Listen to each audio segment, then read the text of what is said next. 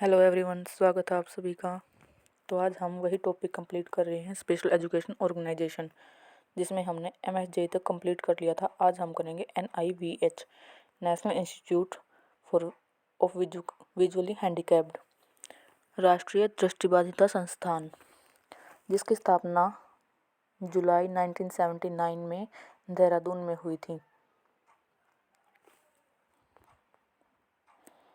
NIVH का काम क्या है? NIVH का काम है जो भी VI के क्षेत्र में, जो भी दृष्टिबाधिता के क्षेत्र में लोग हैं उनको एजुकेशन प्रदान करना, वोकेशनल ट्रेनिंग देना, उनको ह्यूमन रिसोर्स मानव संसाधन डेवलप करना ही NIVH का काम है।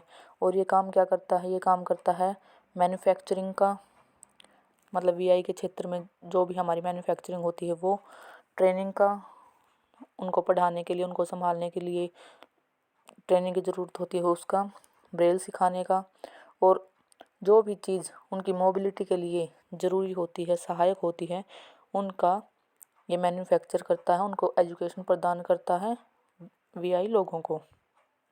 इसके बाद है NIOH, national institute of orthopaedic handicapped, राष्ट्रीय अस्थि विकलांग संस्थान।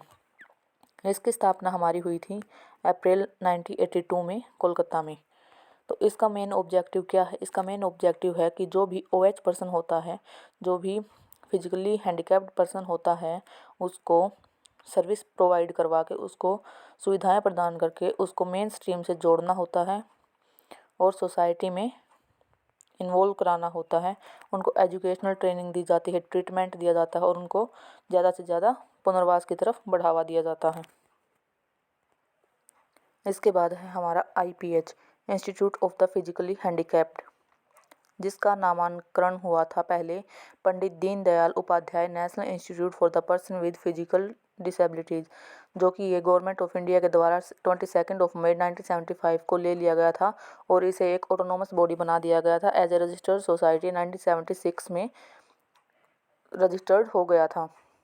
इसका हेडक्वार्टर कहाँ पे? इसका हेडक्वार्टर है दिल्ली में। देखिए, पहले इसका नाम था Pandit Deendayal Upadhyaya national institute for the person with disability, जो कि भारत सरकार ने लिया था 22 मई 1975 को, और इसको रजिस्टर्ड सोसाइटी के रूप में 1976 को स्थापित कर दिया था। इसका हेडक्वार्टर है दिल्ली में, जिसका ऑब्जेक्टिव क्या है? रिहैबिलिटेशन को प्रमोट करना, मतलब पुनर्वास को बढ़ावा देना फिजिकली हैंडीकैप्ड पर्सन के लिए। और इनके रिहैबिलिटेशन सेंटर कहाँ कहाँ पर हैं? ये हैं बालिया, पटियाला, उदयपुर, अहमदाबाद, वडोदरा और शिमला में। इसके बाद है हमारा AYJNIHH, मतलब अली यावर जंग national institute of hearing handicapped, जिसका बाद में नाम हो गया था AYJNISHD, अली यावर जंग national institute of speech and hearing disabilities दिव्यांगजन। अभी नाम इसका AYJNISHD, जो कि इस्टेब्लिश हुआ था 1983 में मुंबई में। तो इसका ऑब्जेक्टिव क्या है? इसका ऑब्जेक्टिव है डायग्नोस करना, मेडिकल एजुकेशन प्रदान करना, वोकेशनल सर्विस प्रदान करना, जो भी HI के फील्ड में हैं उन लोगों को, और एजुकेशन से संबंधित प्रोग्राम देना, प्रोग्राम कंडक्ट करवाना, ट्रेनिंग देना, ताकि लोग HI के फील्ड में काम कर सकें, अवेयरनेस, जागरूकता देना और मैन पावर डेवलपमेंट करना, ताकि ज़्यादा से ज़्यादा लोग HI फील्ड से जुड़ सकें और HI जो लोग होते हैं, हियरिंग इम्पेयर्ड जो लोग होते हैं, उनकी हेल्प कर सकें। इसके बाद है हमारा NIMH, national institute of mentally handicapped, जो कि हमारा इस्टेब्लिश हुआ था 1984 में सिकंदराबाद में। तो इसको पहले ओस्मानिया यूनिवर्सिटी जो हैदराबाद में है वो चलाती थी कई साल तक, उसके अंडर ये काम करता था। तो इसका एम क्या था? एम था इसका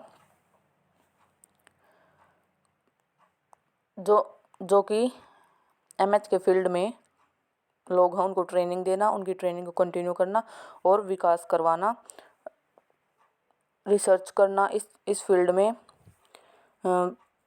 जो भी शोध होते हैं, जो भी अनुसंधान होते हैं उनका वो करना, प्रचार प्रसार करना, इसके लिए अवेयरनेस देना मेंटल रिटार्डेशन की फील्ड में।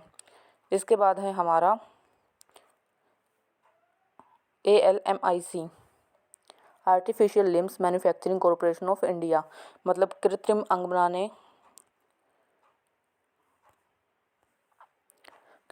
बनाने का काम करता है ये इंस्टीट्यूट, कृत्रिम अंग निर्माण निगम। तो ये एस्टेब्लिश हुआ था हमारा 1972 में कानपुर में। जिसका ऑब्जेक्टिव क्या है? ऑब्जेक्टिव है इसका सभी प्रकार के कृत्रिम अंग उपलब्ध करवाना। कृत्रिम अंग जैसे अगर किसी का पैर नहीं है, किसी का हाथ नहीं है, तो उनको उन ऑर्गन्स के ज़रिए वो इंडिपेंडेंट हो सके, वो ये उपलब्ध करवाता है, अवेलेबल करवाता है। इंस्ट्रूमेंट्स अवेलेबल करवाना, इक्विपमेंट्स अवेलेबल करवाना। तो ये हमारा largest manufacturer of useful equipments है। ये सबसे बड़ा निर्माता है कृत्रिम अंगों का, आर्टिफिशियल लिम्स का। तो ये ALMCI जो है वो सिलेक्ट हुआ था नोडल एजेंसी के रूप में।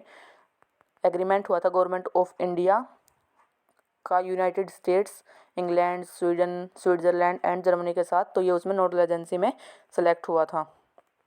इसके बाद एक और है हमारा NHFDC।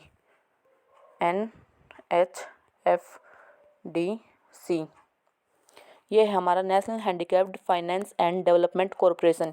ये हमारा हुआ था 1997 में, ये आया था फरीदाबाद में।